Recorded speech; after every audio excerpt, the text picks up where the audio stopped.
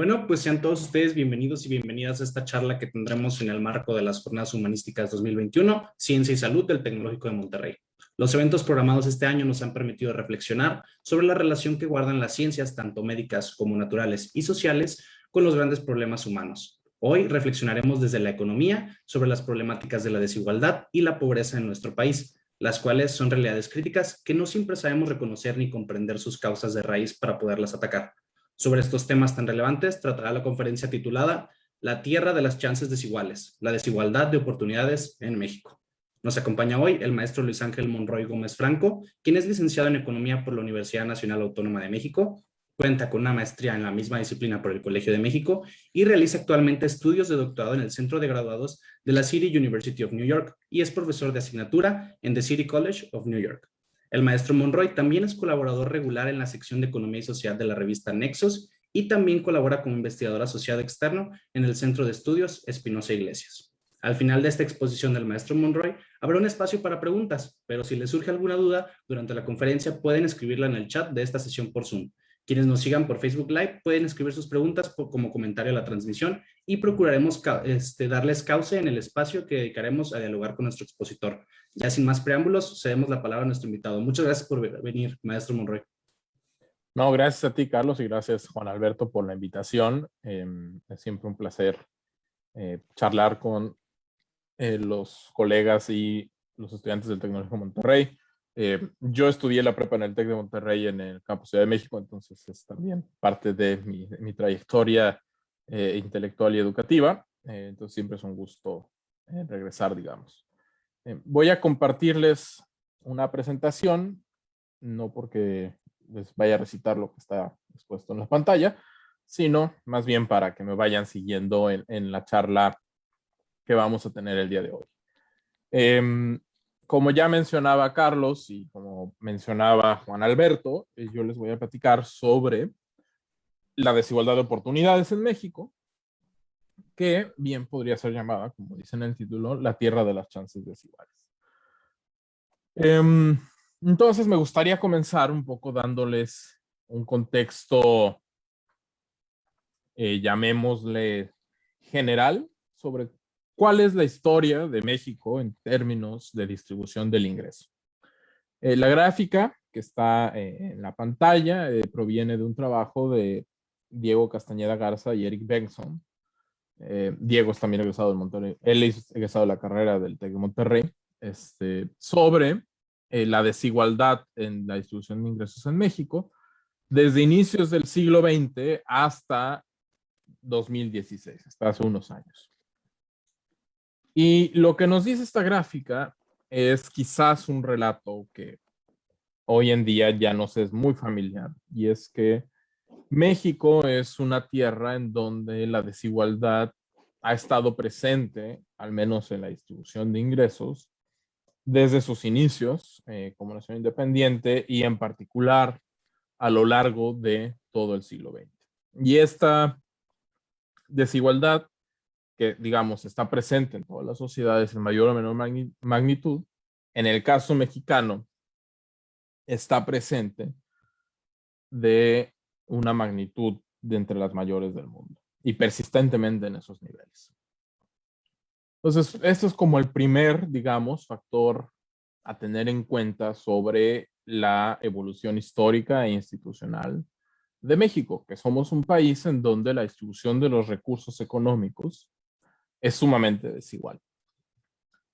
Y, bueno, uno puede decir, eso es problemático en sí mismo o es lo común en todas las sociedades del mundo. ¿Qué hace de peculiar, digamos, a la sociedad mexicana que tiene esta característica intrínseca en su desarrollo histórico, por lo menos a lo largo del siglo XX, ¿no? Que incluso fenómenos sociales como es la revolución no lograron una reducción persistente en el tiempo de esta desigualdad en la distribución de recursos económicos? Bueno, cuando nos comparamos con el resto del mundo, y en particular con nuestros vecinos de América del Norte, un primer rasgo que hay que notar es que la desigualdad en México Es una desigualdad que implica que en el mismo territorio nacional cohabitan y no necesariamente conviven los dos polos de la distribución global de ingresos. La gráfica que está ahorita desplegada en el eje horizontal nos muestra los deciles de la distribución nacional de ingresos, que es un decil, bueno, si ordenamos a toda la población mexicana de quien tiene de menos ingresos a quien tiene más ingresos y lo dividimos en 10 partes iguales, cada una de esas partes es un decil de la distribución. Entonces, tenemos el decil 1, que son los más pobres en el sentido de ingresos en México, hasta el decil 10, que son quienes tienen mayores ingresos. Y en el eje vertical tenemos los percentiles de la distribución global de ingresos. ¿Qué son estos percentiles? Bueno, ordenamos a toda la población del mundo, en este caso para 2008, y los ordenamos de los más pobres a los más ricos, o a los de mayor ingreso, mejor dicho, y lo dividimos en 100 partes iguales. Entonces, en cada uno de esos segmentos de 10 partes iguales va a haber mexicanos. Y lo que nos dice esta gráfica es en qué parte de esta distribución de todo el mundo están cada uno de los mexicanos de acuerdo a su posición en México. Así, por ejemplo, el 10% más pobre de México, en términos de ingresos, forma parte del 20% más pobre de todo el mundo. Mientras que el 10% de mayores ingresos forma parte del 10% de mayores ingresos de todo el mundo. Entonces, los dos extremos del mundo están en el mismo territorio nacional. Y por ponerles una comparación, en el caso de Estados Unidos y de Canadá, Estados Unidos, que recordemos, si ustedes leen los libros más recientes de Joseph Stiglitz o del propio Tomás Piketty y de otros economistas del mundo desarrollado, ponen a Estados Unidos como una nación muy desigual, y lo es. Sin embargo, noten que en el caso estadounidense, los más pobres de la sociedad estadounidense son parte del 20% de mayores ingresos de todo el mundo. Y esto nos pone en otra forma de desigualdad, en el sentido de que si bien existe una muy desigual distribución de recursos económicos, los niveles de precariedad y de privación que vemos en México no necesariamente los vamos a observar en el caso estadounidense. Entonces, en México, la desigualdad que tenemos no solo es muy alta, tenemos una muy desigual distribución de recursos económicos, sino que esta se conjuga con una distribución de recursos que pone al 10% de mayores ingresos dentro del 10% global, pero tiene al resto de la población muy por debajo de ese nivel de ingresos. Tenemos una conjugación de desigualdad y pobreza. Y estos dos fenómenos no están separados el uno del otro, sino que están íntimamente ligados entre sí en el caso mexicano. ¿Por qué? Bueno, para entender por qué están ligados estos dos elementos, el primer paso, digamos, que podemos hacer es plantearnos de forma muy sencilla qué es lo que determina nuestros logros en la vida. Y por logros en la vida podemos hablar de nuestro nivel de ingresos, nuestro nivel de riqueza o nuestro nivel educativo, o por ejemplo, un poco siguiendo en la temática de la semana, nuestro acceso a servicios médicos o de salud, por ejemplo. En términos muy simples, podemos decir que estos logros son función de tres cosas: nuestras circunstancias, nuestro esfuerzo y la suerte. ¿Qué son las circunstancias? Las circunstancias son todos aquellos factores que están fuera de nuestro control, sobre los que nosotros no podemos decidir, pero que van a afectar nuestro nivel de ingreso o nuestro nivel de recompensa, mejor dicho, por la forma en que institucionalmente la sociedad los valora o la sociedad asigna recompensas con base en ellos. ¿Qué factores son estos? Bueno, es nuestro sexo de nacimiento, nuestro color de piel, la educación de nuestros padres, el nivel de ingresos de nuestro hogar de origen, la región donde nacemos. Pongamos también el hecho de si somos hablantes o no de lengua indígena o si pertenecemos a alguna etnia o no. Todos estos son factores sobre los que nosotros al momento de nacer no podemos decidir. Sin embargo, ya los tenemos. No podemos decidir no tenerlos. Sin embargo, la sociedad, por la forma en que institucionalmente se estructura, plantea que estos elementos sobre los que no tenemos alguna injerencia inciden sobre la forma en que se distribuyen los recursos económicos y de otros tipos. ¿Qué es la suerte? Podemos pensar en términos también muy generales a la suerte como una circunstancia, en el sentido de va a afectar nuestra vida, pero no podemos incidir sobre ella, ¿no? O como un elemento independiente. ¿A qué nos referimos por suerte? Un ejemplo es, por ejemplo, el caso del economista Robert Frank, que está aquí citado como una referencia en el tema. Él cuenta que a él le dio un infarto después de hacer natación y tuvo la suerte de que por azares de la vida a 2 calles había una ambulancia y eso le salvó la vida. Él no tuvo ninguna injerencia sobre que hubiera una ambulancia a 2 calles, sino fue un hecho del azar. Entonces, todos estos factores del azar, pues no podemos controlarlos, pero ciertamente van a incidir sobre nuestras vidas.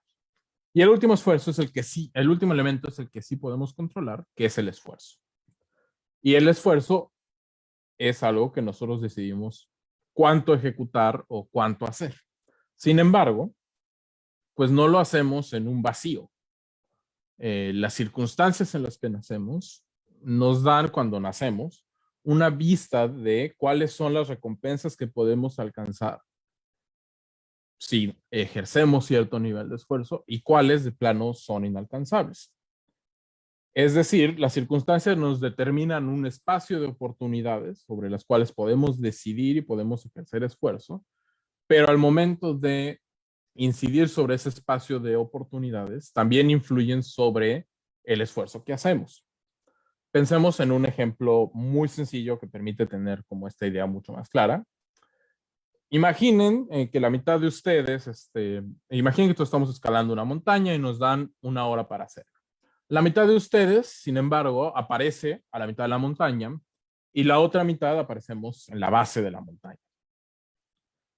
Los dos sabemos que tenemos 1 hora para subir la montaña.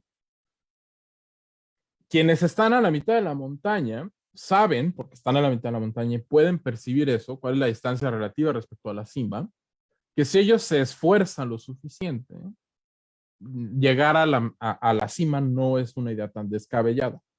Lo pueden hacer en 1 hora y no habrá ningún problema. Sin embargo, quienes empezamos desde abajo, cuando vemos la cima de la montaña, decimos, no, pues, o sea, en 1 hora no voy a llegar hasta arriba, ¿no? O sea, ni aunque me esfuerce.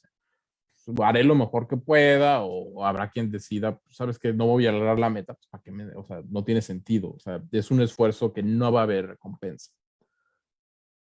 Esto que podemos ponerlo como algo, como un ejemplo, digamos, muy simple y poco práctico, se ve reflejado en la vida diaria, en el sentido de, dependiendo de cuáles sean nuestras circunstancias de arranque, es la recompensa que va a recibir nuestro esfuerzo.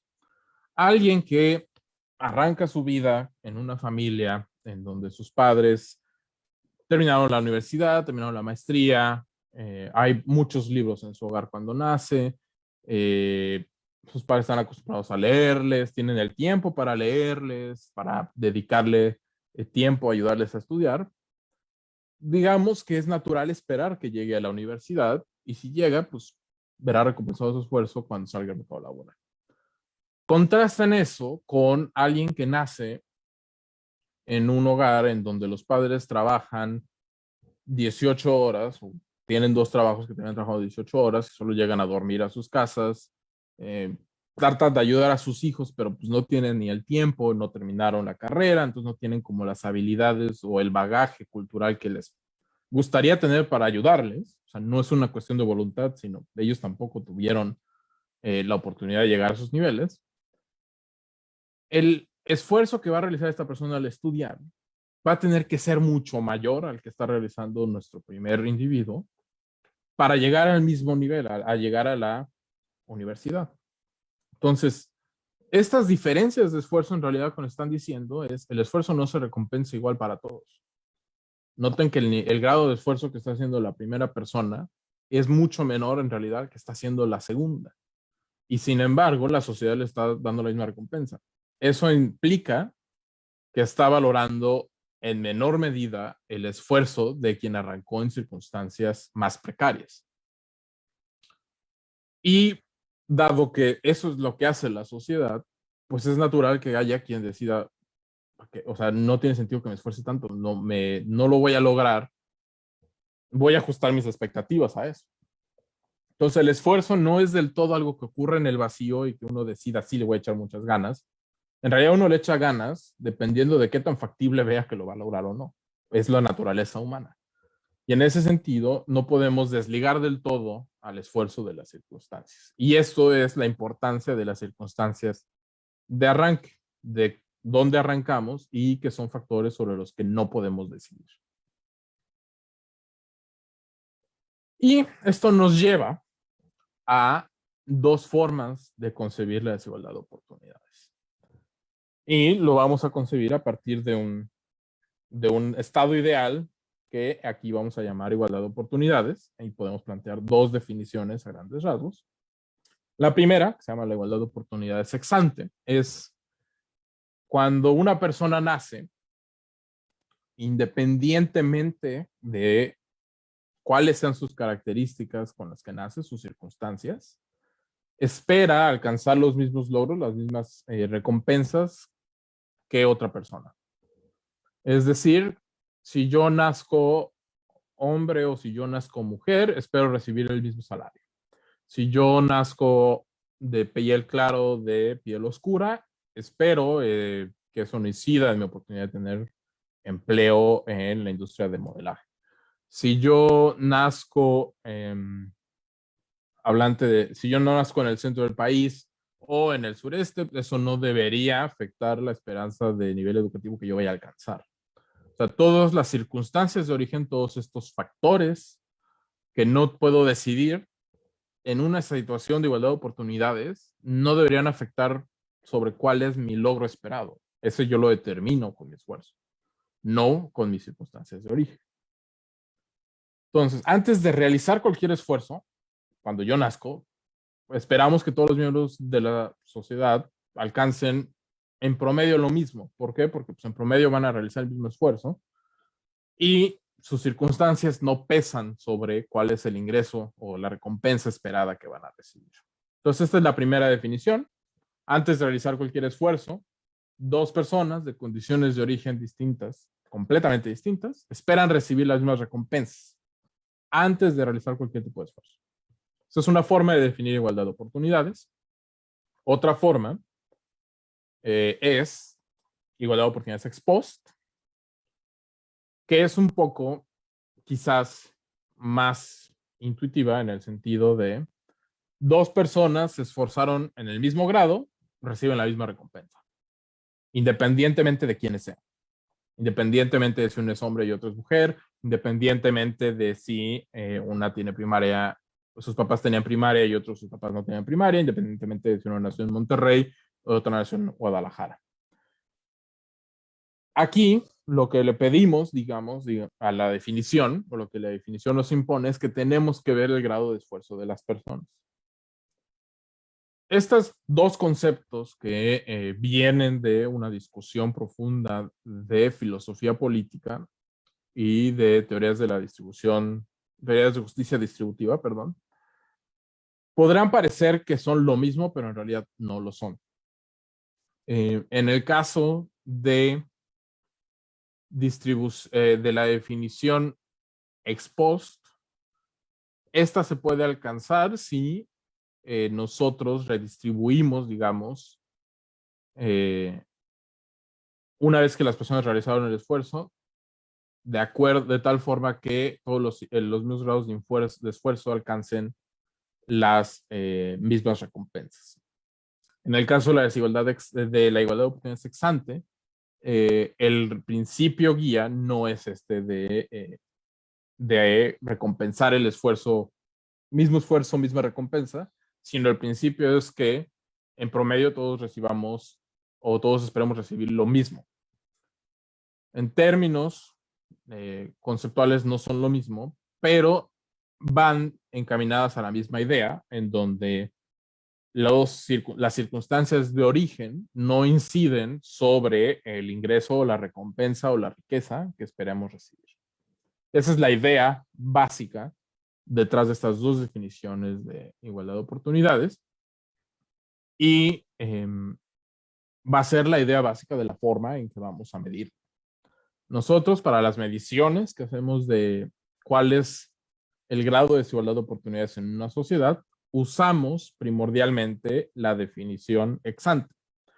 ¿Por qué? Porque en términos de trabajo empírico, digamos, de cómo llevar esta definición filosófica muy abstracta a los datos y calcularla, es mucho más sencillo y tiene menos requerimientos que la definición ex post. Primordialmente, por ejemplo, con la definición ex post, necesitamos muchas observaciones, o sea, necesitamos encuestas con millones de personas y con baterías, digamos, de información bastante amplias e idealmente una medición del grado de esfuerzo.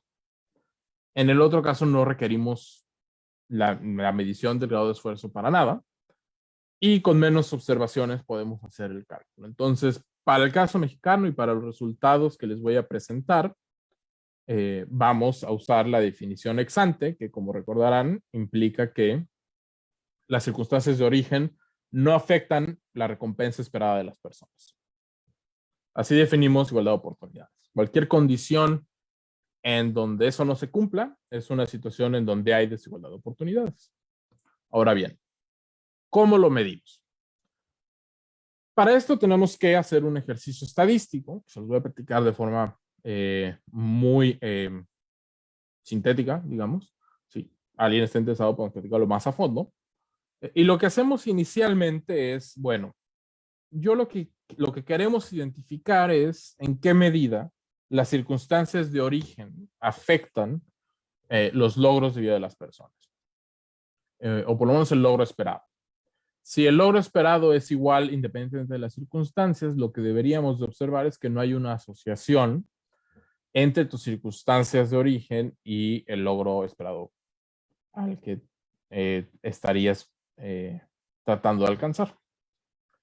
Entonces, lo que hacemos es tomamos nuestras bases de datos, identificamos variables circunstancia. Recuérdense que las circunstancias son aquellos factores fuera del control del individuo que inciden sobre los resultados de vida de este. Entonces, vamos a buscar la información sobre educación de los padres, sobre su región de origen, sobre su color de piel, sobre el nivel de recursos económicos del hogar de origen y todo este tipo de variables. Y con ello vamos a estimar, ya sea con métodos econométricos o con métodos no paramétricos, cuál es el ingreso esperado para cada uno de los grupos que esas variables van a conformar. ¿A qué me refiero con estos grupos? Bueno, podemos en los datos identificar cuáles son los hogares que nacieron en el centro del país, donde la madre tenía universidad, el padre tenía universidad, el tono de piel era claro y venían del primer quintil de la distribución del ingreso. Entonces, toda esa información nos va a configurar distintos grupos. En la literatura académica sobre este tema, a esos grupos se les conoce como tipos. Y vamos a calcular el ingreso esperado para cada uno de estos tipos. Entonces, esto nos va a generar una distribución contrafactual, que no existe, sino es una que estamos suponiendo, en donde en lugar de yo observar el ingreso que me dice la persona que yo registro en mi encuesta, lo que estoy observando como ingreso es el ingreso que uno espera dado sus circunstancias de origen. Entonces, este nivel de ingreso nos borra las diferencias de ingreso entre miembros del mismo tipo y solo deja las diferencias entre el ingreso esperado de los distintos tipos. Si nosotros entonces calculamos cuál es la desigualdad en esta distribución contrafactual, si observamos que este es mayor a 0, implica que hay desigualdad de oportunidades. ¿Por qué? Porque lo que está diciendo es que los distintos tipos configurados de acuerdo a sus circunstancias de origen tienen diferentes niveles de recompensa esperada. Y eso es una violación a la condición que nosotros impusimos que representa la igualdad de oportunidades. Y como la magnitud de esta violación, de este principio, es la magnitud de la desigualdad de oportunidades. Entonces podemos usar nuestras medidas convencionales como el Gini, por ejemplo, para calcular la desigualdad que vemos en los datos, tal cual como vienen, y la desigualdad de esta distribución contrafactual, y la razón entre de la desigualdad de esta distribución contrafactual respecto a la observada, en los datos como nos los da INEGI, esa relación va a ser el porcentaje de la desigualdad total que está generado por la desigualdad de oportunidades. Ahora, noten que hay un problema, y es que en los datos siempre o difícilmente los datos vamos a tener todas las circunstancias que pueden afectar la vida de una persona. Esto supone que esta proporción que nosotros estamos calculando de la desigualdad total, que es explicada por las desigualdades en recompensas esperadas, es decir, la desigualdad de oportunidades, es solo el límite inferior de cuánto de la desigualdad total explica la desigualdad de oportunidades. No es como tal el valor exacto de, si la desigualdad de oportunidades es 50% exactamente. No. Como se leen estas cifras es, la desigualdad de oportunidades explica al menos 50% de la desigualdad total. Muy probablemente el valor verdadero esté por encima de ese 50%. Pero lo que sí te puedo decir es que no es menos que eso. Ahora, ¿cómo se ve esto en México? Bueno, estos son datos de un estudio recién publicado para el caso de todo el país, con información del módulo de movilidad social intergeneracional de la encuesta nacional de hogares de INEGI de 2016. Y lo que hacemos es ir agregando circunstancias de origen para calcular cuál es el efecto de cada una de ellas en la generación de desigualdad de oportunidades. Cada uno de estos factores son circunstancias de origen que inciden sobre los resultados de vida de las personas, pero cada uno incide en magnitud diferente. Y lo que encontramos en esta investigación con Roberto Vélez Grajales del CEI y con Gastón Yaronetsky de la Universidad de Leeds en Reino Unido, es que en el caso mexicano, el principal factor generador de desigualdad de oportunidades, es decir, el principal factor que hace que las personas en un inicio esperen diferentes niveles de recompensa, es la riqueza de origen. Un poco en el sentido de, dependiendo de cuántos recursos económicos tenga el hogar de origen en donde naciste, van a ser los recursos económicos del hogar en donde te ubicas después de los 25 años, en ese sentido, ¿no? O sea, en la posición de la institución en que te encuentras. Aquí es importante mencionar, no hablamos del monto absoluto de recursos, es decir, no vas a tener el mismo dinero que tu papá o que tu mamá, o que el hogar de tus padres, más bien.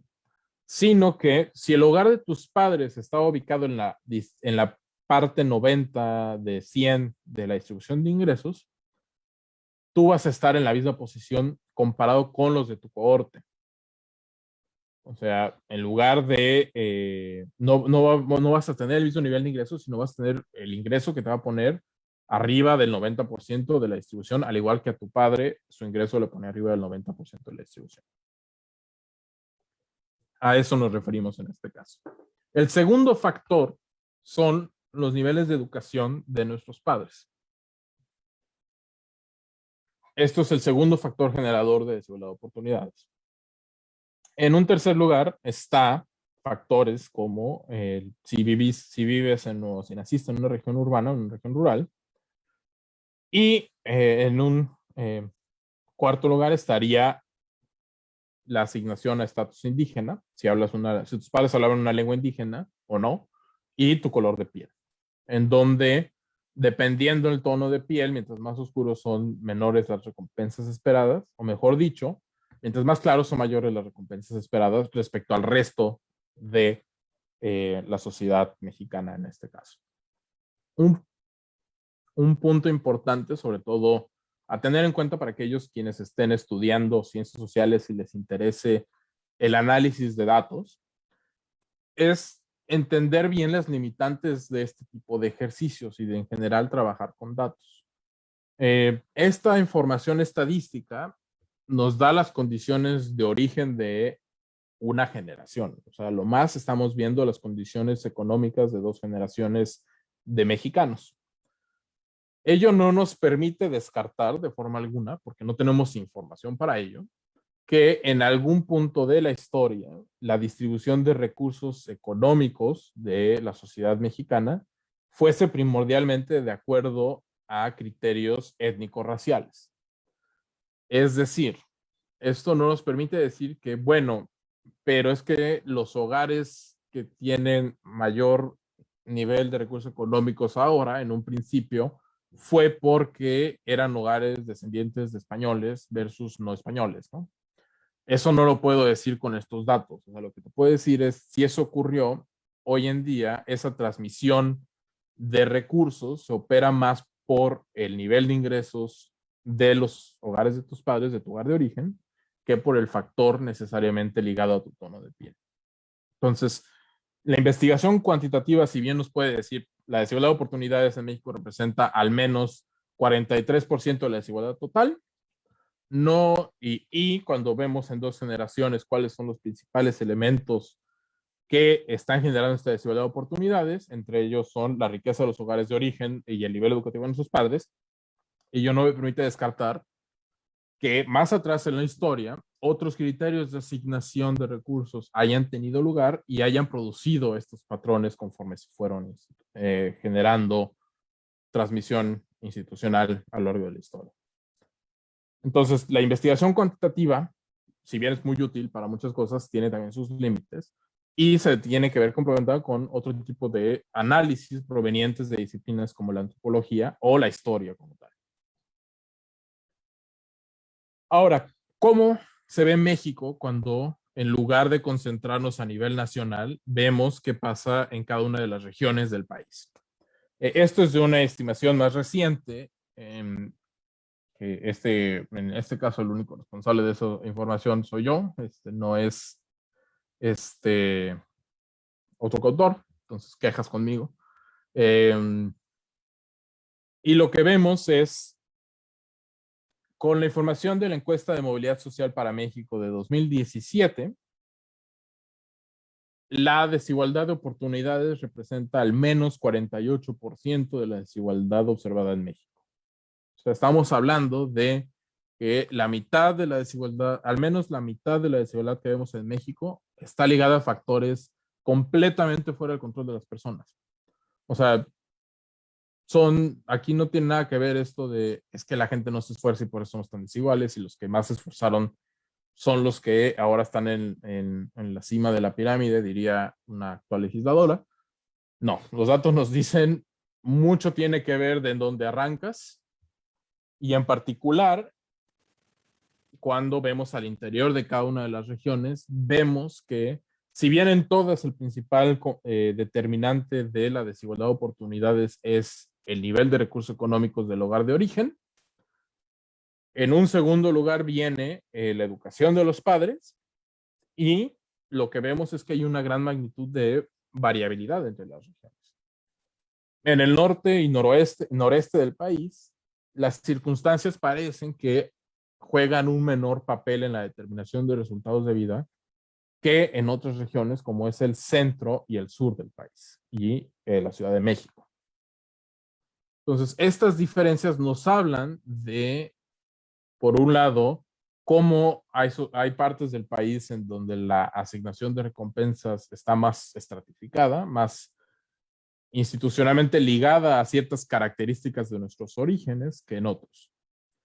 Un punto importante a señalar es que, si bien aquí Ciudad de México y el sureste del país nos dicen que es más o menos de la misma magnitud la desigualdad de oportunidades, no es lo mismo que los resultados tan desiguales que vemos en Ciudad de México en promedio ocurren a niveles de ingreso o niveles de recompensa más altos que los que ocurren en el sureste del país. O sea, si bien la desigualdad de oportunidades al interior de las regiones es relativamente similar, existe una gran desigualdad entre las dos regiones, además, que hay que tener en cuenta. A ello hay que agregar que tanto esta estimación como la anterior se basa en información de recursos económicos a nivel hogar. ¿Cuál es el problema? La ventaja de esto es que es la información que tenemos. La desventaja es que no nos deja ver cuáles son las desigualdades al interior del hogar. Y esto es fundamental para estudiar factores como desigualdades ligadas al sexo y al género. Sabemos, por otras investigaciones, por ejemplo, que hay una gran brecha en el ingreso laboral entre hombres y mujeres. Sabemos que además existe penalización al embarazo en términos de empleo y de ingreso en contra de las mujeres y no así de los padres. Bueno, eso no lo estamos capturando acá. ¿Por qué? Porque cuando nosotros levantamos estas encuestas, preguntamos cuáles son los recursos económicos del hogar y no cuál es el ingreso del padre y cuál es el ingreso de la madre. Y entonces estas desigualdades no se ven. Entonces, por eso es que hay que siempre tener en cuenta, esto es el mínimo. Muy probablemente cuando incorporamos ese tipo de dimensiones a estos cálculos, el mínimo va a subir y va a ser más allá de la mitad. Entonces, esto nos obliga a repensar cuál es el papel que queremos que jueguen las circunstancias, estos factores fuera del control de las personas, en la asignación de recompensas en la sociedad mexicana. Que eso ya no es una pregunta de un diseño de investigación como son estas, cómo hacemos para mejorar los cálculos de desigualdad de oportunidades, cuál es la magnitud de desigualdad de oportunidades en el país, qué factores colaboran en eso. Esas son las preguntas que en estas investigaciones tratamos de contestar. Y esta pregunta que les planteo de qué papel queremos que en la sociedad mexicana jueguen las circunstancias de origen, es una pregunta que tenemos que contestar como sociedad, en lo político y en términos del arreglo institucional que queremos. Para ello hay que tener en cuenta que usualmente o algo muy común en las discusiones públicas, llamémoslo, es esta idea de que desigualdad de oportunidades es opuesta a desigualdad de resultados, ¿no? O sea, este comentario muy común de, pues yo no estoy en contra de la desigualdad de ingreso, yo me pongo en contra de la desigualdad de oportunidades. Si alguien de quien me escucha piensa eso, lamento informarles que eso no tiene mucho sentido. ¿Por qué? Porque cuando uno piensa más allá de una generación, la distinción entre resultados y oportunidades deja de tener mucho sentido. Es decir, supongamos que nos interesa la desigualdad de oportunidades y igualamos las circunstancias de arranque de todos en la sociedad. Bueno, cada quien hace su esfuerzo y llega a resultados diferentes. Si nosotros queremos que persista la igualdad de oportunidades, vamos a tener que hacer un esfuerzo sobre esos resultados para que generen las mismas circunstancias de origen para todos los miembros de la sociedad. Es decir, que los hijos de quienes tienen más riqueza tengan las mismas oportunidades de quienes tienen, que los hijos de quienes tienen menos ingresos. De facto, lo que estamos diciendo es, pues, cierto, o sea, la persistencia de la igualdad de oportunidades requiere cierta igualdad de resultados. Entonces, aun cuando, digamos, nos prefiramos hablar de desigualdad de oportunidades, estamos hablando también de esfuerzos por igualdad, por igualar los resultados de las personas en cierta medida, justo para preservar la igualdad de oportunidades. Las desigualdades de resultados se transmiten intergeneracionalmente a través de las desigualdades de oportunidades y la magnitud en que estas desigualdades de resultados inciden en la desigualdad de oportunidades depende de qué tanto el mercado regule el acceso a ciertos bienes y servicios básicos, digamos. Si el acceso a la salud va a depender del nivel de ingreso, entonces el hecho de que una familia tenga más ingresos que otra va a transmitirse a la siguiente generación porque una va a tener un mayor cuidado, un número de cuidados prenatales una mejor atención prenatal a la otra, porque el acceso a la salud depende del nivel de ingresos. Y eso va a afectar al niño o a la niña que nazca, porque pues, estuvo expuesto a mayores o menores cuidados y él no tuvo vela en el entierro, digamos, no pudo elegir nada de eso. En ese sentido, hacer esta distinción entre desigualdad de oportunidades y desigualdad de resultados como opuestos, pues en realidad no existe. A mayor desigualdad de resultados, mayor va a ser la brecha de oportunidades para la siguiente generación. Entonces, más que hablar de un desigualdad de oportunidades versus desigualdad de resultados, a mí me gusta hablar de un circo intergeneracional de la desigualdad, en donde una genera a la otra y hace que persista en el tiempo y se alimentan entre sí. Con esto en mente, entonces regresamos a la pregunta que les planteaba de qué papel queremos que las circunstancias tengan en determinar el acceso a oportunidades y, por tanto, en determinar cómo se distribuyen los recursos en una sociedad. Otra forma de plantear esta pregunta que a mí me gusta mucho es ¿en qué medida en una sociedad debe garantizar que todos los miembros de ella puedan acceder a los bienes y servicios que les permitan desarrollarse como a ellos les plazca? Es decir, si nos queremos poner en términos más conceptuales, tenemos que plantearnos la pregunta de en qué medida como sociedad queremos garantizar la capacidad de agencia de las personas y de desarrollo de sus capacidades en el sentido de Amartya Sen, uno de los más grandes economistas del siglo XX y que actualmente está vivo y de hecho fue su cumpleaños esta semana. Y si no lo han leído, les recomiendo muchísimo que lo lean. Y esto es una pregunta que no podemos contestar, digamos, sin una discusión filosófica y política sobre los principios distributivos en torno a los cuales queremos ordenar una sociedad. Si ustedes consideran, al igual que yo, que queremos una sociedad con el mayor grado de igualdad de oportunidades posible, entonces esta pregunta se va a responder: queremos que la sociedad haga lo más que pueda para garantizar este acceso, y eso tiene ciertas implicaciones de política pública. Uno, implica que las políticas por igualdad de oportunidades van a tener un eje principal, que es, queremos que las circunstancias de origen de las personas se desvinculen de las recompensas a las que tienen acceso. Que las características del lugar en donde naces, que tus características de origen no determinen hasta dónde puedes llegar. Y eso, en términos de discusión de política pública, implica dos principios, el de universalidad y el de compensación. ¿Por qué? El de universalidad implica que vamos a querer reducir los mecanismos a partir de las cuales las circunstancias de origen determinan el acceso a ciertas recompensas. ¿Por qué? Porque lo que queremos es que todo el mundo tenga el acceso a estos bienes y servicios. Y compensación, porque queremos que quienes parten en desventaja no sean penalizados por esa desventaja de la que parten. Tenemos que compensarles por esa desventaja. ¿Esto a qué se trata? O sea, ejemplos de esto, por ejemplo, es la universalidad implica servicios de salud universales, seguridad social universal, educación básica y gratuita universal. ¿Qué es el principio de compensación? Son las transferencias a los grupos vulnerables, son cuotas hacia los grupos que han sido discriminados históricamente. Todos esos son los instrumentos a partir de los cuales se puede compensar a estos grupos. En ese sentido, una discusión para aquellos que estén interesados en política pública, que tuvo mucho auge en los principios de los 2000, era la discusión entre si queremos servicios universales o queremos focalizar esfuerzos.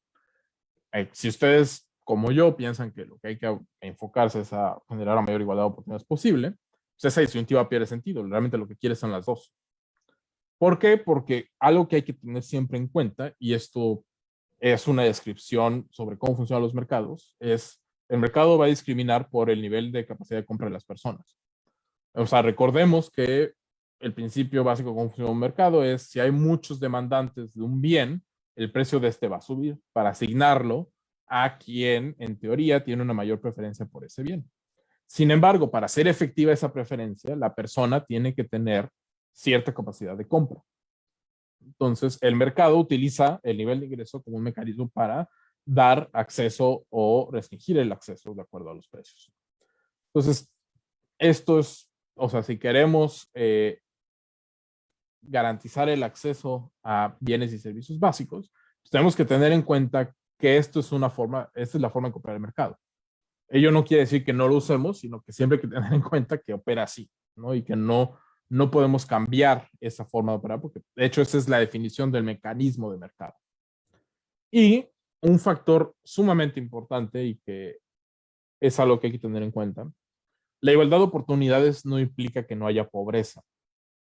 Y esto es una limitante, esto es algo que hay que cuestionarle al concepto de igualdad de oportunidades y que, por lo menos yo personalmente considero una de sus principales limitaciones sobre las cuales hay que, digamos, ir más allá de lo que la igualdad de oportunidades diría. ¿Por qué? Porque en igualdad de oportunidades una persona puede que tenga muy mala suerte y acabe en la pobreza y en la completa destitución.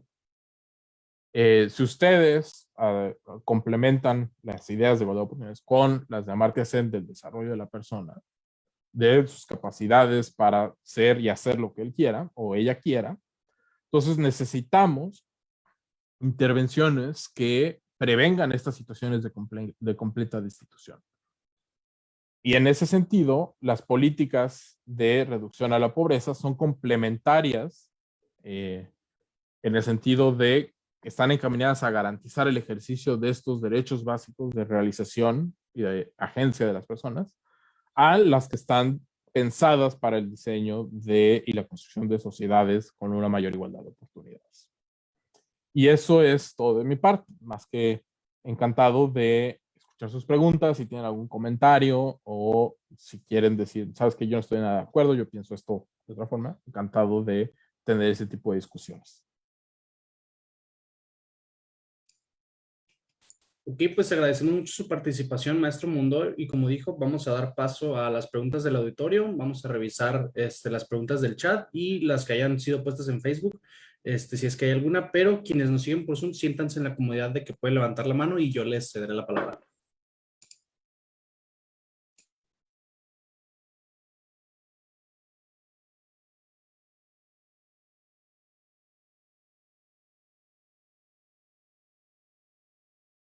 A ver quién se anima a preguntar.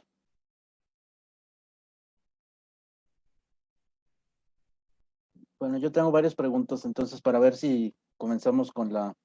¿Me das la palabra, Charlie? Un gusto, profe. Gracias.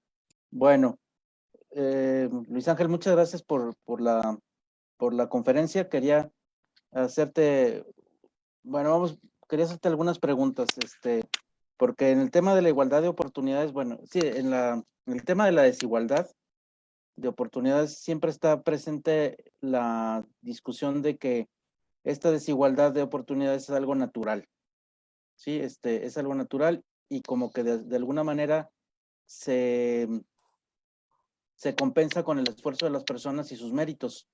Y está toda esta idea de que la gente pues sale de la desigualdad gracias al esfuerzo y a los méritos que tiene, ¿no? Es toda esta noción de la meritocracia que está muy extendida en muchas partes del país. Entonces los pobres son pobres porque quieren, los ricos son ricos porque se esfuerzan y obtienen la recompensa que merecen.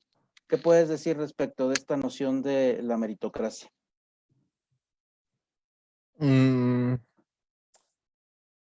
a mí la forma en que me gusta definir meritocracia, y que creo que es una definición que tanto quienes lo apoyan como quienes lo critican las tomarían por buena, digamos, es la meritocracia es un sistema de asignación de recompensas que se guía a partir de lo que socialmente se considera meritorio.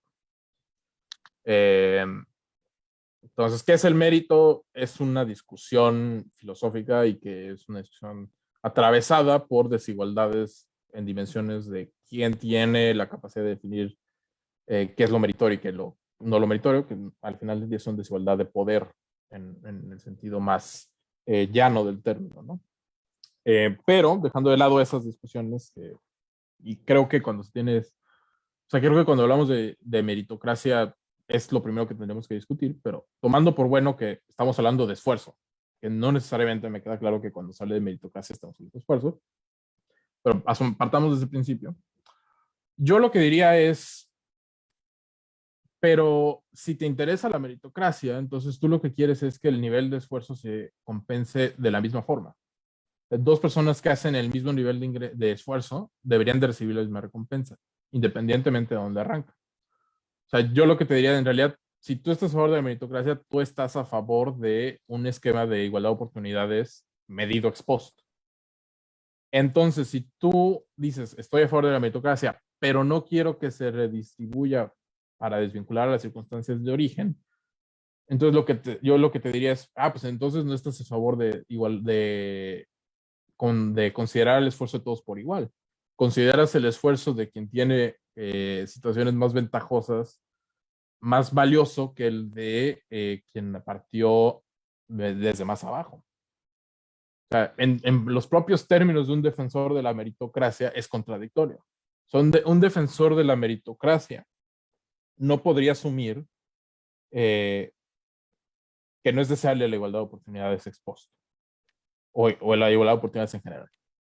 Entonces, o sea, de ahí de entrada, porque no, o sea, no hace sentido desde su sistema de creencias, digamos, lógico, o sea, decir yo quiero que se asigne de acuerdo al mérito y el mérito es el esfuerzo, decir entonces que hay esfuerzos que valen más que otros, porque ¿cuál es el criterio para determinar eso? O sea, tu principio debería ser igual, o sea, que a mismo nivel de esfuerzo, misma recompensa, tan.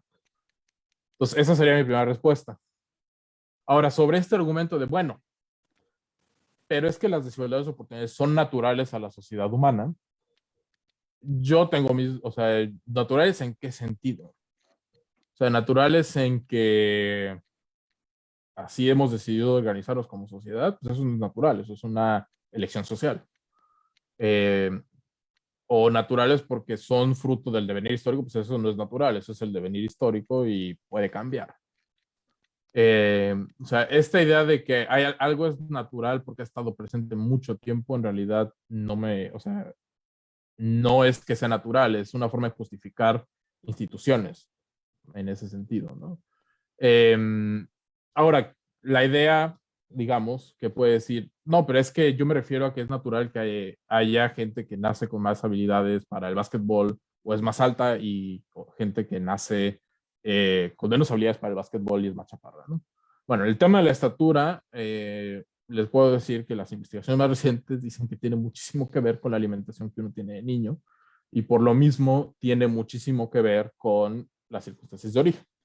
Pero la habilidad, digamos, o sea, no todos vamos a ser Kobe Bryant o Lionel Messi, ¿no? Y ahí me gusta mucho el ejemplo de Messi, porque Messi es un ejemplo de el efecto que tiene igualar circunstancias. O sea, Messi nació en Argentina y si ustedes conocen la historia de Messi, hizo la prueba para River Plate y en River Plate no lo aceptaron porque era muy bajito. Y le dijeron, tú no tienes capacidad, o sea, sí eres buenísimo, pero te van a hacer pedazos cuando juegues. Y lo que hizo el Barcelona fue, tú eres buenísimo, te contrato y te pago el tratamiento para que crezcas. O sea, Messi en una sociedad con igualdad de oportunidades hubiera sido Messi. O sea, hubiera destacado. ¿Por qué? Porque justo hubiéramos visto que hubiera tenido el acceso a medicamentos y al tratamiento que tuvo. Ahora, queremos que el salario de Messi sea menor, pues, o sea, sí que se le compense su esfuerzo y podemos discutir o sea, eso sí es un tema de grados. Igualdad de oportunidades en grado absoluto, y hay quien lo cree, te diría, no importa, o sea, él no eligió ser buenísimo para el fútbol, entonces que se le descuente su salario, que gane lo mismo que el jugador menos hábil del Barcelona. Se esfuerzan por igual cuando juegan, ¿no? Bueno, ahora del PSG. Pero pues, hay quien puede decir, no, o sea, yo considero que solo debemos de compensar por desigualdades en las circunstancias generadas socialmente, no biológicas. Entonces es un tema de grados. Alguien que plantea esa discusión, de hecho, es el filósofo ya fallecido británico Gerard Cohen, que él dice, hay tres tipos de igualdad de oportunidades. La igualdad de oportunidades liberal, que es quizás la que más conozcamos en la discusión pública, que es la que dice, todos somos iguales frente a la ley, tan. Es lo que me interesa, que todo el mundo tengamos formalmente los mismos derechos. La igualdad de oportunidades socialdemócrata, que es un poco la que les estoy platicando, en donde nos interesa igualar las oportunidades, las desigualdades de circunstancias generadas socialmente. No nos interesa compensar por desigualdades de circunstancias generadas por la biología. Y hay lo que él llama la igualdad de oportunidades socialista, que es, pues tenemos que igualar todas las circunstancias, o sea, desvincular las recompensas de todas las circunstancias existentes sin importarnos su carácter. Son tres posiciones filosóficas, son tres posiciones, me parece que tienen unas más argumentos a favor que otras, pero pues es un tema de discusión. Mi respuesta es la que acabo de dar. O sea, Muy bien, muchas gracias. Y hablando de, bueno, yo creo que sí es necesario que todos atendamos este resultado que tú nos presentabas de que el factor que más contribuye a la desigualdad son las circunstancias de origen, ¿verdad? Bueno, son los recursos de origen que tiene la familia. Entonces, como que no podemos pensar que, pues también está como muy extendido el mito de que, volviendo al tema de la meritocracia, que si te esfuerzas vas a salir de pobre. Pero pues en México sabemos que la movilidad social está estancada. Como dice Viridiana Ríos, pues es prácticamente imposible salir de pobre y también imposible dejar de ser rico, ¿verdad? En los extremos, quienes se mueven son las clases medias precarias, que tampoco tienen tanta posibilidad, ¿verdad? Por el nivel de ingreso, pero bueno, las posibilidades que tienen las personas dependen en muy buena medida del lugar donde nacen y de los recursos que tienen padres y madres, ¿no? O sea, y ya también señalabas que la educación de los padres es también otro factor muy importante, y también el tono de la piel, ¿verdad? ¿Podrías ahondar un poco en esta idea de cómo se establece esa desigualdad por la pigmentación de la piel en México? sí, ahí me gustaría hacer, bueno, antes de entrar de lleno a este tema, me gustaría hacer un comentario sobre, o sea, estos resultados que hablan de que las circunstancias de origen tienen un efecto, o sea, inciden sobre los recursos que alcanzamos, de ninguna forma suponen que ya para qué me esfuerzo, ¿no? Todas mis circunstancias de vida ya lo determinaron todo, ¿no? No, lo que te dicen es, o sea, vivimos en una sociedad que compensa los esfuerzos diferentes. Va a haber gente que se va a esforzar muchísimo y la va a reventar, o sea, y lo va a hacer y va a tener. O sea, las historias de éxito existen, de gente que arranca desde lo más abajo y logra vencer estas circunstancias que están jugando en su contra. Pero en realidad lo que esas historias nos dicen es que su recompensa debió haber sido mucho mayor porque esas circunstancias no debieron de haber jugado en su contra. Es decir, o sea, sí, hay que esforzarse, pero hay que hacer que el esfuerzo de todos valga lo mismo. Y en México actualmente eso no pasa, justo por la desigualdad de oportunidades. Eso nada más es como una nota al pie. Sobre el tema de color, de tonos de piel, ¿cómo opera? ¿No? O sea, ¿por qué es que hay una asociación entre el tono de piel y los resultados de vida de las personas? Eso es un campo que apenas para el caso mexicano se está estudiando. Recordemos que la primera medición que tenemos de tono de piel para el caso mexicano proviene de una encuesta de 2016. O sea, no tenemos tampoco mucho tiempo levantando este tipo de información, porque es un tema que en la construcción, digamos, de la narrativa histórica mexicana, deliberadamente no se quería tocar o no se había querido tocar, ¿no? O sea, la idea de la raza cósmica de José Vasconcelos, un poco es esta idea de somos una sociedad de mestizos, no todos somos por iguales, o sea, no vamos a hablar de las desigualdades de ese tipo porque no existen o pretendemos que no existen. Entonces, ese tipo, al final del día de concepción como sociedad, evita que te hagas ciertos tipos de preguntas, ¿no? O sea, si lo comparas, por ejemplo, con Brasil, en Brasil existe una muy larga tradición de estudios de desigualdades por tono de piel, un poco por la propia historia de Brasil. Entonces, eso por un lado, tenemos como apenas estamos escudriñando cómo es que opera, ¿no? Y lo que sabemos de la investigación que existe es que en el mercado laboral, por ejemplo, a las mujeres se les penaliza el tono de piel, mientras que a los hombres no. Es decir, si tú eres una mujer morena, tu probabilidad de recibir y mandas una solicitud de empleo, tu probabilidad de que te conteste la empresa a la que estás solicitando es menor que si fueses una mujer de tez clara. Entonces existe aparentemente, y digo, si uno ve otros tipos de cifras como la de feminicidios y de violencia en contra de las mujeres, pues como no es tan sorprendente. Pues la sociedad mexicana sí es una sociedad que trata de controlar a la mujer usando sus características y sus circunstancias de origen, ¿no? Entonces, eso es un factor, que a las mujeres se les penaliza el tono de piel, a los hombres no. Existe otro que también en distintos análisis se identifica que tono de piel influye en cómo te perciben socialmente y eso se traduce en que si el imaginario social es si eres morenito de tonos de piel más oscuro, tienes menor nivel de ingresos, entonces ¿para qué te doy un crédito? No me lo vas a poder pagar. Eso es un resultado de un artículo reciente de un experimento que identifica que si tienes un tono de piel claro, en los bancos te van a atender mejor y te van a dar más información sobre los créditos que si tienes un tono de piel oscuro, porque ahí o sea, te van a tratar como alguien que te está asociando a menor nivel de ingresos. Entonces, como esta construcción, digamos, de imaginario sobre cómo se ve a alguien de altos ingresos y de cómo se ve a alguien de bajos ingresos, se traduce en los comportamientos de las personas. Y eso lo vemos en cómo se asigna crédito, lo vemos en este tipo de oportunidades de empleo. Por ejemplo, esto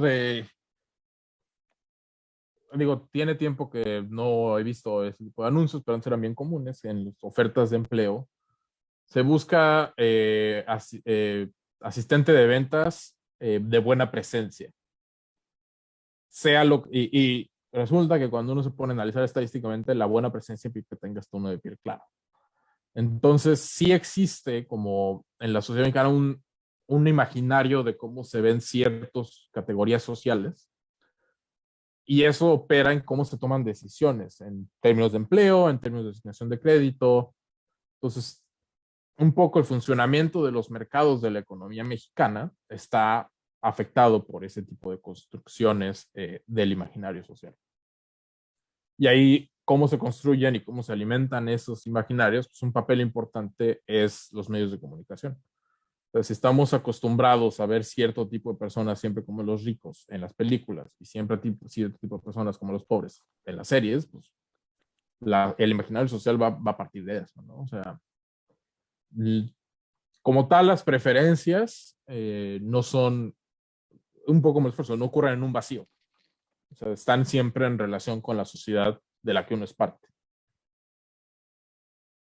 Bueno, lo que nos estabas comentando me hace recordar esto que dice Federico Navarrete de que el mestizaje, pues es una especie es un mito, ¿verdad? Es un mito de estos de los, sí, el mito del mestizaje nos está diciendo Ángel.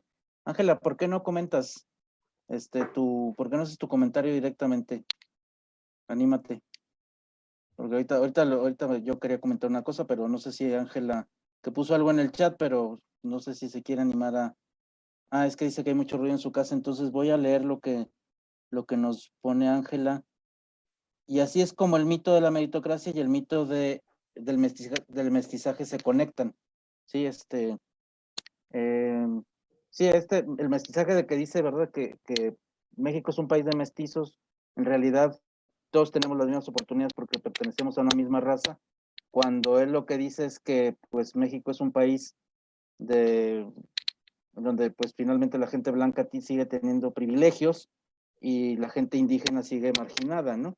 Y no lo discutimos porque pues ya damos por supuesto que si están marginados es porque no se mestizaron y no se sumaron a esa raza que tiene la igualdad de oportunidades, por decirlo de alguna manera.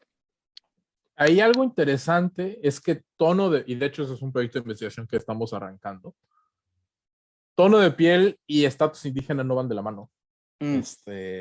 O sea, están ligados, pero puede ser no indígena y tener un tono de piel oscuro y eso te va a penalizar. O sea, entonces los indígenas sufren doble penalización. Uno, por su adscripción indígena y dos, por su tono de piel. Ok.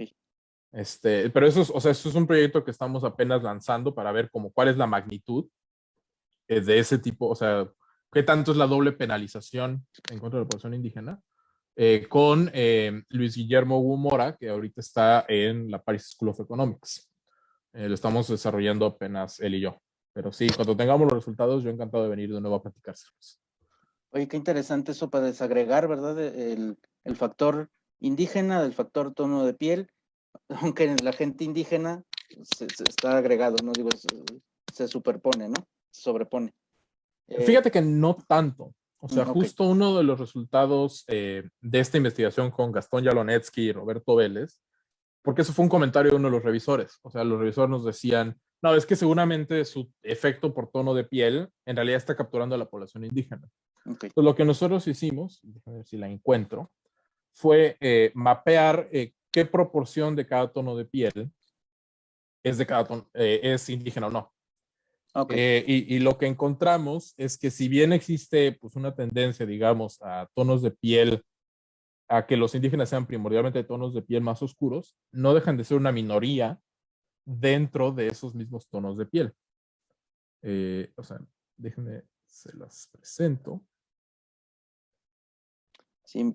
Esta es la gráfica, o sea, mientras más oscuro es, mientras los tonos de piel 11, 10 son los más oscuros, y las barritas rojas son la población no indígena y las barritas azules la población indígena.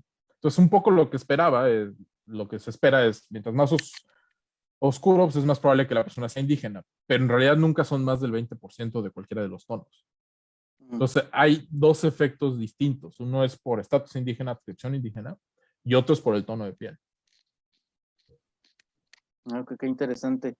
Y fíjate que quiero retomar algo de lo que dijiste, nada más hacer un comentario, porque casi todos los que están presentes, todas las personas que están aquí son estudiantes de comunicación. Entonces, la representación y el imaginario que transmiten los medios de comunicación también son responsables de esta legitimación de la desigualdad, ¿verdad? Entonces creo que pues es parte de esa tarea que hoy tienen ellas y ellos de hacer narrativas diferentes, ¿verdad? Respecto pues para promover precisamente la igualdad de oportunidades, ¿no? Sí, o sea, justo una conversación que suelo tener con una de mis coautoras, Paloma Villagómez. Ella es socióloga, yo soy economista. En economía, un elemento clave de nuestra formación, pues, usualmente no somos muy sensibles al tema de desigualdades de poder, pues no lo estudiamos, no es parte de nuestros temas de estudio, ¿no? Y ella y en sociología sí, ¿no? Entonces, justo en determinar quiénes son los que están representados y quiénes no, pues eso es un tema de a quién le estás hablando tú como medio o a quién le estás hablando o quién quiere que lo representes de cierta forma y qué poder tiene para lograr que lo representes de esa forma. Entonces, el tema de color de piel es muy conocido y ha sido bastante estudiado para el caso mexicano a partir de un artículo muy bueno en Nexo que se llama ¿Quién es quién? Donde justo hizo como un poco el ejercicio, porque no es como tal un estudio científico, de ver cuántas veces aparece una persona morena en la portada de la revista Quién, y salen como 2 de toda la historia, pero se ven en todos lados, ¿no? O sea, el hecho, por ejemplo, y esto es una de las literaturas que a mí me parece, o sea, cuando yo empecé a leer esa literatura me sorprendió muchísimo, de si tú, antes de un examen de matemáticas, a una mujer, o sea, a las alumnas y a los alumnos, a las mujeres les dices, a las mujeres usualmente les va mal en esta materia y a los hombres les dices lo mismo, las mujeres tienden a ajustar su comportamiento a la baja, a que les vaya peor. Si no les dices nada, les va mejor. Pero si les dices eso, tienden a ajustarse al estereotipo de que la mujer no es buena en matemáticas, digamos. Y esto es un estudio que acaba de salir para el caso estadounidense, cuando las mujeres sobresalen, tienden a ser penalizadas en el mercado laboral. ¿Por qué? Un parte de los mecanismos que se exploran es porque sienten que no van a encajar con la percepción de cómo operan las empresas, ¿no? Entonces, esta construcción, o sea, ahí cuando se ve que empiezan a operar los estereotipos, pues es cuando uno tiene que cuestionarse cómo se construyeron esos estereotipos y el papel que tienen los medios de comunicación, la publicidad y en general la forma en que construimos el imaginario público en que esos estereotipos pervivan o no. Sí, claro. Es muy interesante todo esto que estamos comentando. Andrea Ortega me comenta que hay algunas preguntas en el live de Facebook. Andrea, ¿puedes ayudarme a hacer alguna de las preguntas que ya detectaste tú, por favor? Que ya leíste por ahí para no Sí, buscar. profe, apenas vi que lo habían hecho hace como 18 minutos, entonces no sé si lo llegaron a preguntar, pero dice que, ¿cuál crees que es la principal a ver, no, a ver, ¿cuál crees que es la principal o principales razones para que las políticas públicas no hayan funcionado? Ok, aquí en México me imagino que en temas de igualdad de oportunidades, ¿verdad? Gracias, Andrea. Yo preguntaría, ¿hemos tenido realmente políticas destinadas a generar igualdad de oportunidades? O sea, pensemos en dos ejemplos. Uno es el IMSS, ¿no? El sistema de salud pública.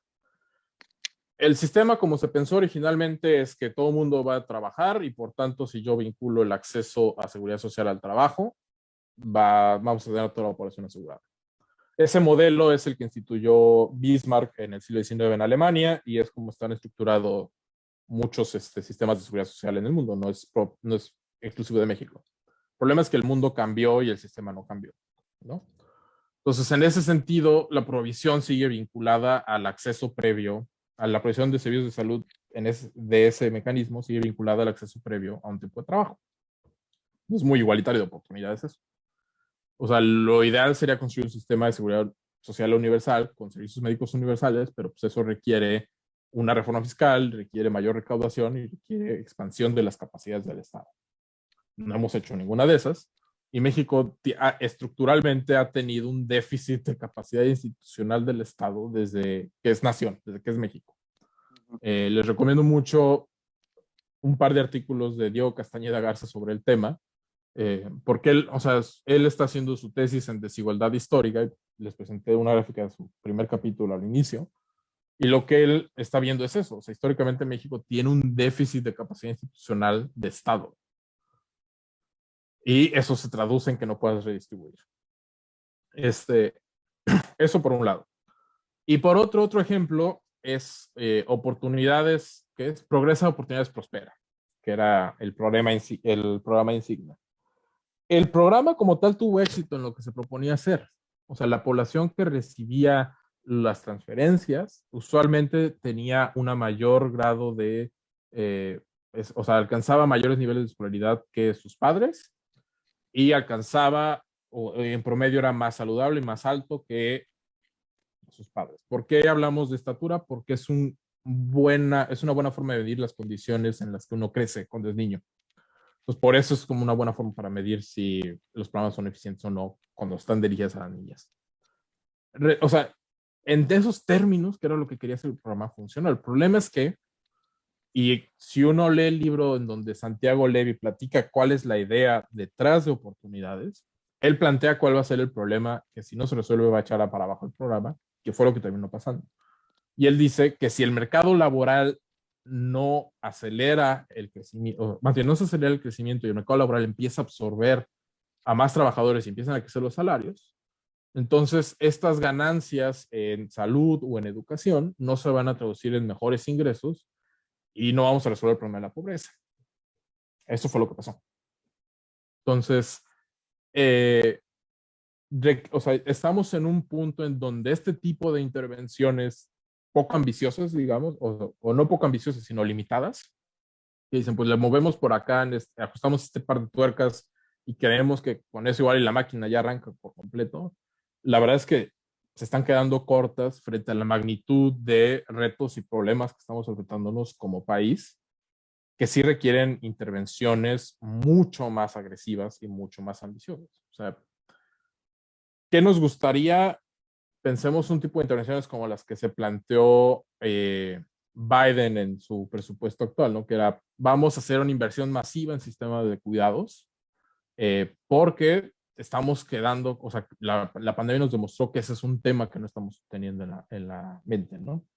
Pero pues en el caso mexicano, digamos, el límite institucional es la falta de recursos del Estado, y que si no arreglas eso, no puedes empezar a arreglar los otros problemas.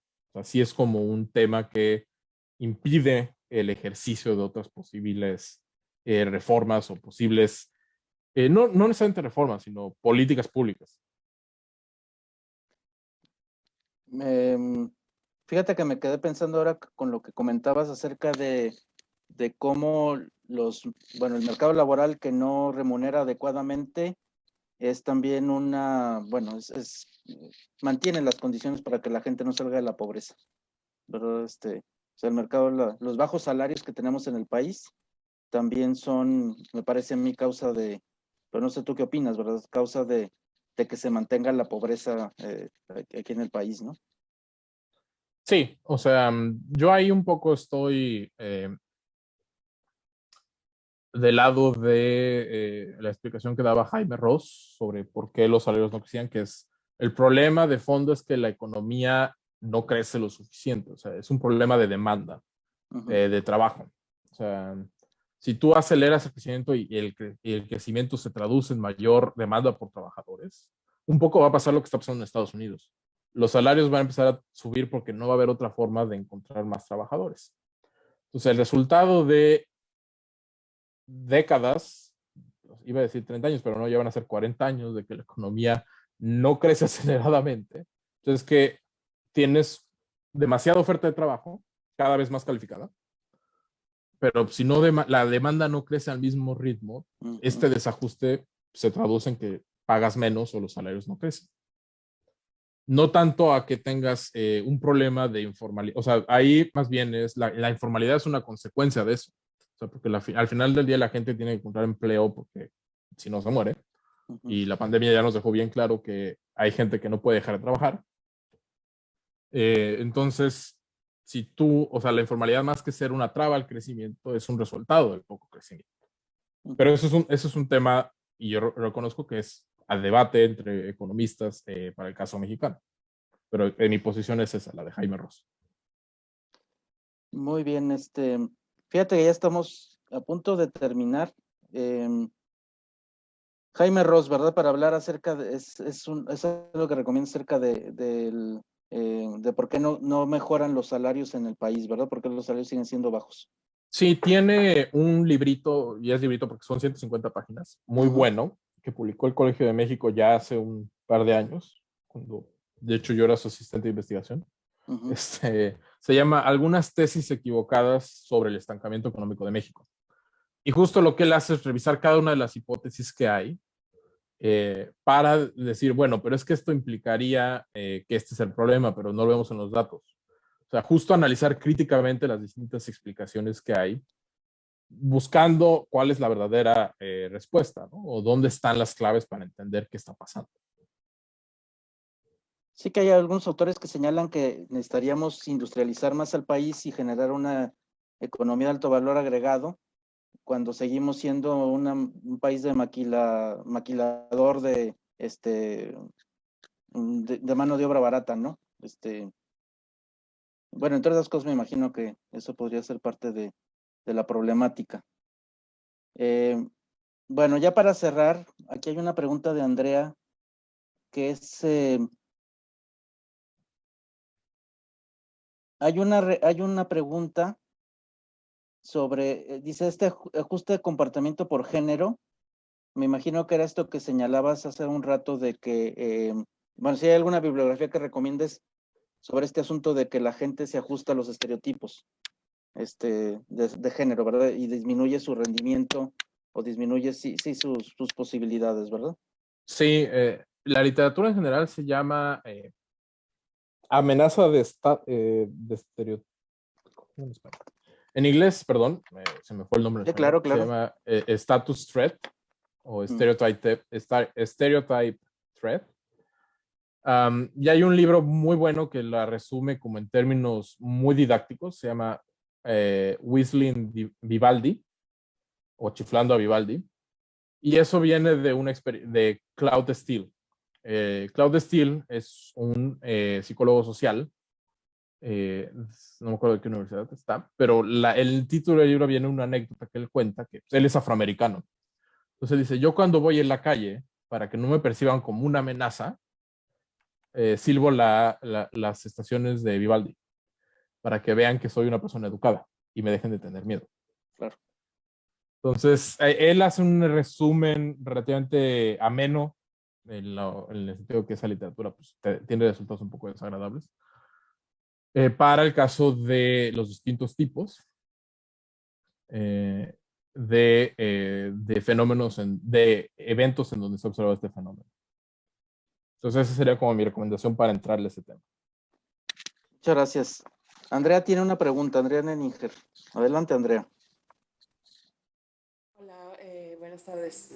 Sí, nomás mi pregunta es, con el gobierno de AMLO que se hacen estos apoyos económicos a las clases bajas, ¿usted considera que eso sería como brindar oportunidad para salir de la pobreza o que se debería hacer a lo mejor pues un estudio más profundo a quienes se les está dando estos apoyos para que sí se aproveche de la manera correcta o que no está ayudando a dar oportunidad realmente? ¿Cómo lo ve usted?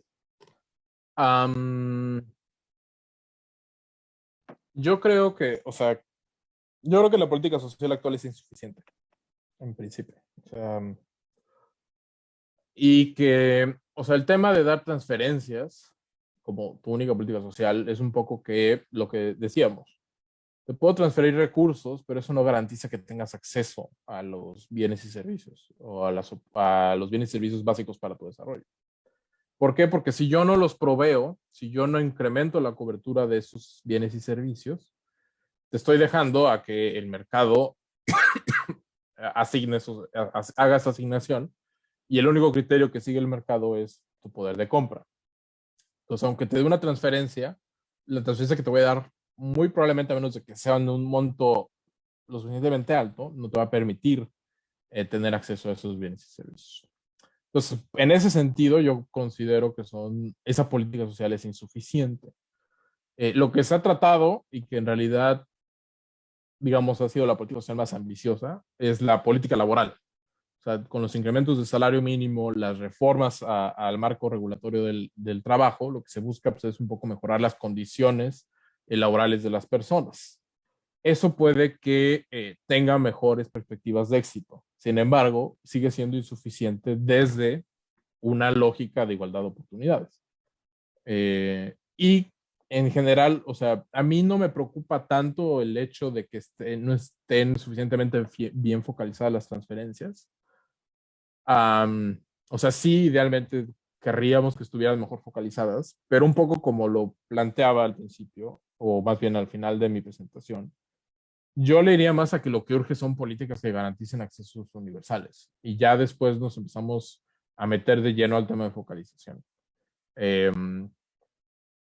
Sí, o sea, sí no es ideal, en ese sentido pues, compartiría un poco la crítica, pero no digamos que sería mi ariete de batalla. Mi ariete de batalla es eso es insuficiente, con eso no vas a resolver el problema.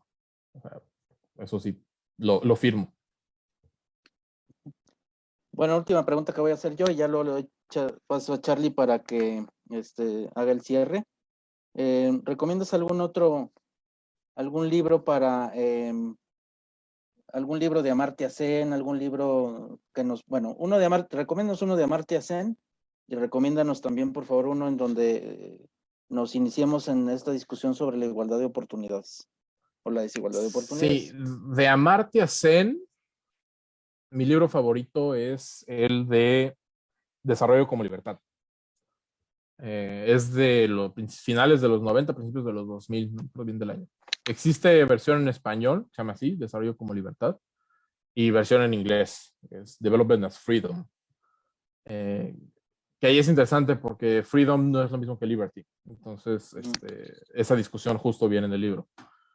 Para lo de desigualdad de oportunidades, ahí está un poco más difícil la recomendación,